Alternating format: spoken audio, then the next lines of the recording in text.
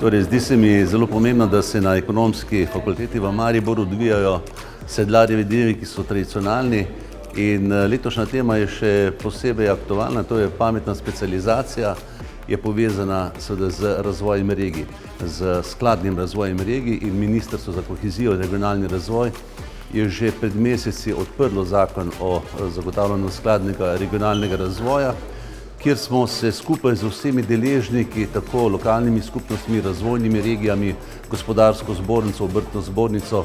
in tako dalje, pogovarjali in se pogovarjamo o tem, da bi pripravili takšen zakon, da bi omogočal skladen razvoj celotne Slovenije. Ne na račun razvitih regij, da bi jih zaustavljali, ampak da tistim, ki nekako cepljajo od zadaj, damo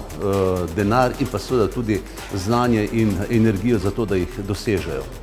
In lahko trdim, da je mogoče to dobra osnova tudi za bodoče pokrajine, o katerih veliko govorimo, ki so konec koncev zapisane v ustavi in se bomo tega izziva seveda morali lotiti čim prej.